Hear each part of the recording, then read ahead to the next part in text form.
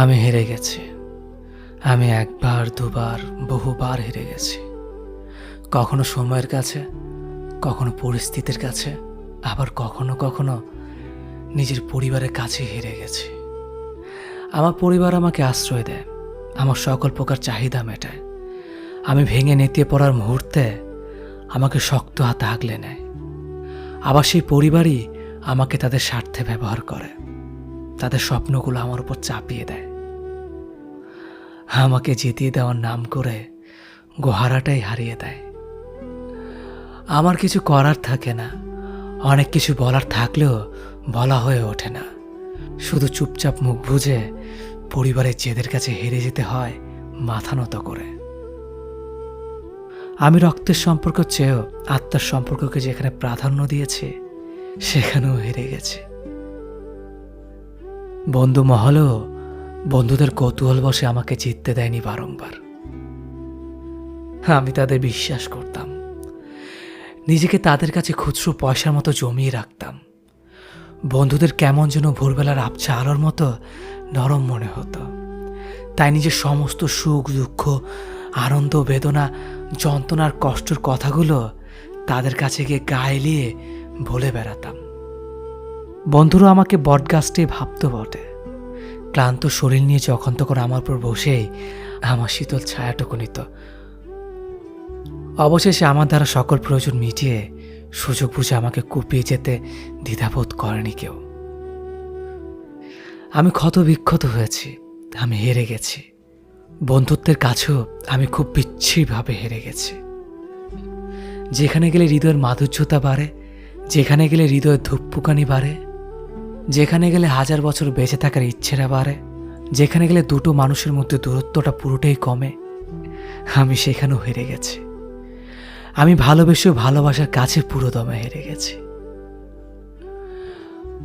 আমি ভালোবেসে ভালো থাকতে চেয়েছি, কারো কাঁধে মাথা রাখতে চেয়েছি, নিজেকে পুরোপুরি নগ্ন করার মতো নিজের সমস্ত কিছু খুলে বলতে চেয়েছি, তার গায়ে আলোটুকু নিজের গায়ে মাখতে চেয়েছি। আমি চেয়েছি আমি যেখানে যাই না কেন, কেউ একজন সেখানে ফুরফুরে রোদের মতো আলো জ্বেলে দিক। আমি চেয়েছি কেউ একজন আমার সব দুঃখ কষ্ট যন্ত্রণাকে এক চুমুকে জলের মতো গিলে ফেলুক। আমি এমন একজন মানুষকে চেয়েছি সারাদিনের ক্লান্তি নিয়ে যার বুকে মাথা রেখে আমি নিশ্চিন্তে ঘুমাতে পারবো। আমার এত এত চাওয়াদের পূর্ণ করে কেউ আমাকে জিতিয়ে দেয়নি, কেউ আমাকে ভেঙে চুরে ভালোবাসেনি কোনোদিন। সময়ে অসময়ে ইচ্ছায় অনিচ্ছায় আমি বারংবার কাছে দূরের আপনজন পরজনের কাছে বহুরূপে বহু মানুষের কাছে হেরে গেছি। আমি বহুভাবে আমি হেরে গেছি নিজের কাছে নিজেই। শেষবেলার সব গল্পের ইতি টেনে হঠাৎ মৃত্যুর কাছে এভাবে হেরে গিয়ে জিতে যাব একদিন চিরতরে। মানুষ যখন কাউকে পছন্দ করে কিংবা ভালো লাগে, তখন তার বিষয়ে সব কিছু জানতে চেষ্টা করে, তার কাছাকাছি থাকতে চায়, তার সাথে কথা বলার জন্য অধীর হয়ে থাকে। ভালো লাগা কিংবা পছন্দ কিন্তু চিরস্থায়ী নয়, তাই সময়ের সাথে মানুষও পরিবর্তন হয়। যত বেশি জানা হয় তত আগ্রহ কমে, যোগাযোগ হারায়, দূরত্ব বাড়ে। ভালো লাগার প্রিয় মানুষটি অপ্রিয় হতে থাকে, কথার পরিমাণ কমে অবহেলা দূরত্ব স্থান করে নেয়। ইনবক্সের সবুজ আলো দেখলেও মেসেজ করা হয় না, অপমান আর অবহেলায় পড়ে থাকে অপেক্ষা ঘিরে।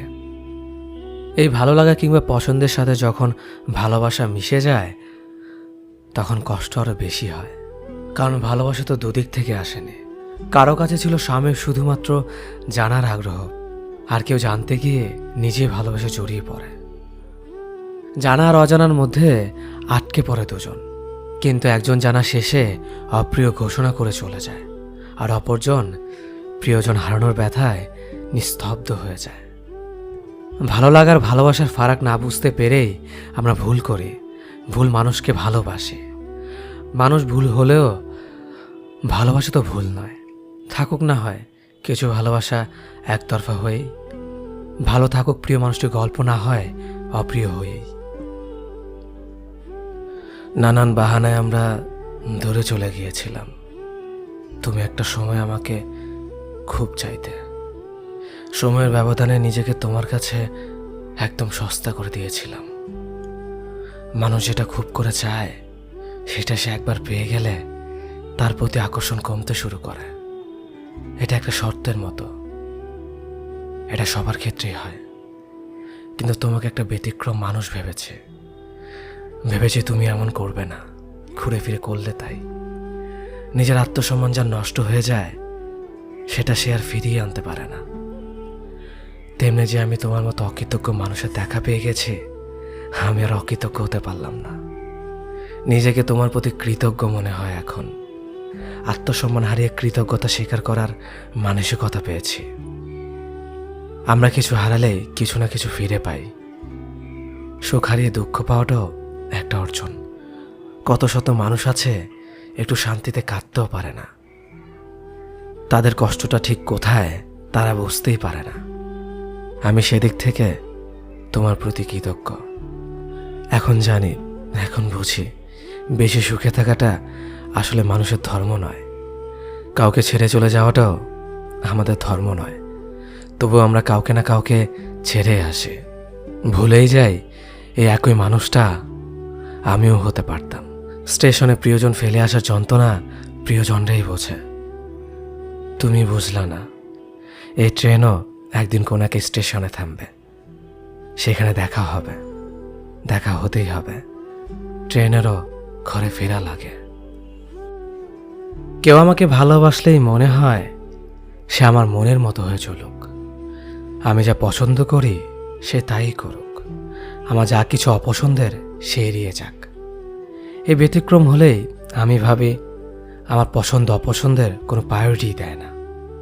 সে আমাকে কতটুকুই বা ভালোবাসতে পারে। আমি যাকে ভালোবাসি সে চায় আমি তার মনের মতো হয়ে চলি। তা যা কিছু অপছন্দের আমি তা এড়িয়ে যাই, তা যা কিছু পছন্দের আমি তাই করি। এর ব্যতিক্রম হলেই সে ভাবে আমি তার মতামতের প্রায়োরিটি দিচ্ছি না। অথচ আমাদের দুটি জীবন আলাদা, আমরা দুটি মানুষ আলাদা, আমাদের পছন্দ অপছন্দ আলাদা, আমাদের ভালো লাগা মন্দ লাগার কারণ আলাদা, আমাদের স্বপ্ন আলাদা। এই যে নিজেকে প্রতিষ্ঠিত করার চর্চা, এটা অপরাধ নয়। জীবনের জন্য মানুষ লাগে, মানুষের জন্য জীবনকে স্যাক্রিফাইস করার অনুভূতিটা খুবই সাময়িক। আমরা এত বড় একটা হৃদয় নিয়ে মানুষকে ভালোবাসার পর এতটা সংকীর্ণ হয়ে যায় কেন, কে জানে। আমরা কেন একজন আরেকজনের পৃথিবীকে সংকুচিত করে দিতে চাই? ভালোবাসলে স্বাধীনতা দিতে হয়। স্বাধীনতা মানেই উড়ে যাওয়ার ভয় নয়। যে তোমাকে ভালোবাসবে স্বাধীনতা পেলেও সে এসে তোমার পাশে বসে থাকবে। যে ভালোবাসবে না, তাকে আটকে রাখলেও সে তোমার নয়। একটা নির্দিষ্ট বয়সের পর ছেলেরা যেন পরিবারের বোঝা হয়ে দাঁড়ায়। একটা নির্দিষ্ট বয়সের পর ছেলেদের বাড়ি ছেড়ে বের হতে হয়, কিন্তু আর কখনো বাড়িতে ফেরা হয় না ঠিক আগের মতো করে। স্কুল ছুটি হলে যেমনটা বাড়ি ফিরে আসতো। একটা নির্দিষ্ট বয়সের পর ছেলেদের জন্য পৃথিবীটা কঠিন হয়ে দাঁড়ায়। কেউ পাশে থাকে না তখন। পরিবার সে তো আগেই জানিয়ে দেয়, এখন নিজের পথ নিজে মাপো। একটা নির্দিষ্ট বয়সের পর বাবা মার আদর আর পায় না আগের মতো করে। ব্যবহারে বুঝিয়ে দেয় নিজের প্রয়োজন নিজে মেটাতে পারো না, আবার আদর চাও কেন। একটা নির্দিষ্ট বয়সের পর ছেলেরা ডিপ্রেশনে ভুগতে থাকে। আর হ্যাঁ, সেটা ক্যারিয়ারের জন্য, নয়তো যে পরিবার তাকে সন্তান স্বীকৃতি দিতে লজ্জা পায়।